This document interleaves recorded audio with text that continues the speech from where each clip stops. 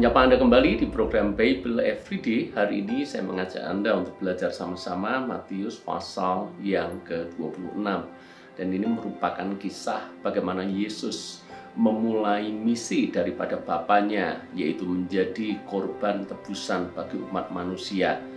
Kita melihat sama-sama di dalam pasal yang ke-26 ini peristiwa tentang Yesus diurapi, kemudian Yudas mengkhianati Yesus dengan menjualnya hanya demi mendapatkan uang, lalu kemudian Yesus makan Paskah dengan murid-muridnya.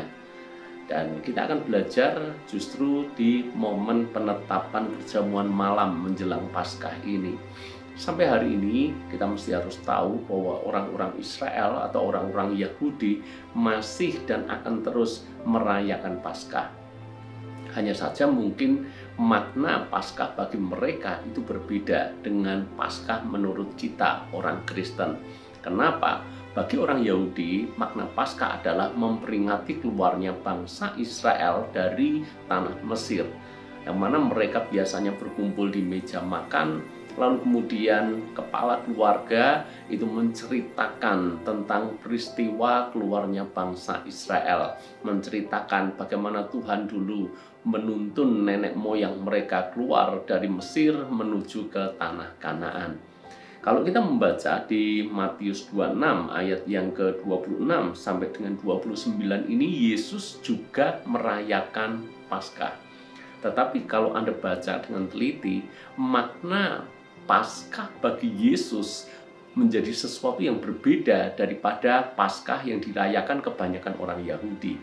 Dan Paskah yang dimaknai Yesus ini kemudian menjadi titik awal orang Kristen memaknai Paskah dengan cara yang berbeda dari apa yang dilakukan oleh orang-orang Yahudi.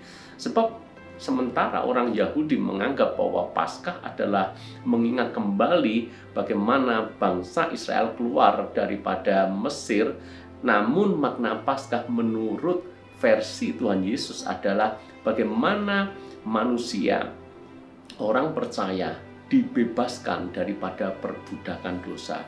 Jadi ini dua hal yang berbeda. Sementara mereka merayakan bebasnya mereka dari perbudakan Mesir, Yesus memaknai bebasnya kita dari perbudakan dosa. Mari kita baca ayat yang ke-26. Dan ketika mereka sedang makan, Yesus mengambil roti, mengucap berkat, memecah-mecahkannya, lalu memberikannya kepada murid-muridnya dan berkata, "Ambillah, makanlah, inilah tubuhku." Sesudah itu ia mengambil cawan, mengucap syukur, lalu memberikannya kepada mereka dan berkata, "Minumlah kamu semua dari cawan ini. Sebab inilah darahku, darah perjanjian yang ditumpahkan bagi banyak orang untuk pengampunan dosa. Tetapi aku berkata kepadamu, mulai dari sekarang aku tidak akan minum lagi hasil pokok anggur ini sampai pada hari aku meminumnya, yaitu yang baru bersama-sama dengan kamu dalam kerajaan Bapakku." Paskah maknanya sudah berbeda.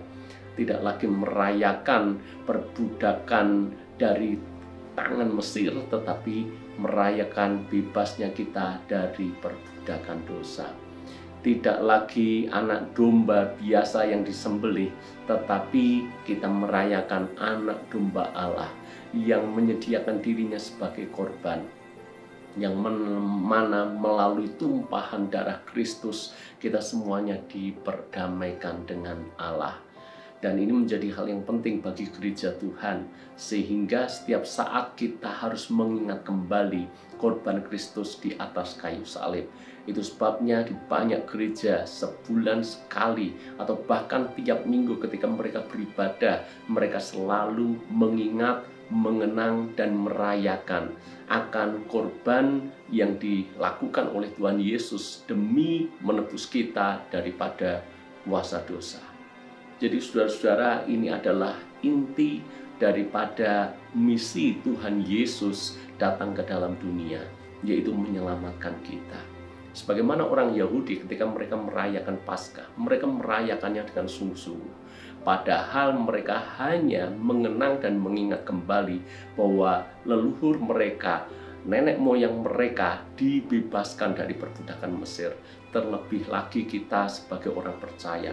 Harusnya ketika kita makan perjamuan Tuhan, yaitu ketika kita melakukan perjamuan kudus di gereja, mengingat kembali korban Tuhan Yesus demi untuk menyelamatkan saudara dan saya, mestinya kita melakukannya dengan sikap hormat.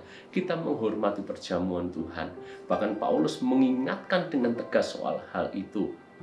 Jangan sampai kita mengambil perjamuan Tuhan, tetapi tidak dengan sikap menghormati Tuhan. Mari kita semuanya ketika kita memakan dan meminum daripada perjamuan Tuhan, mari kita menghayati dengan sungguh-sungguh. Kita mengenang kembali akan kasih Tuhan yang sudah dinyatakan bagi kita semuanya.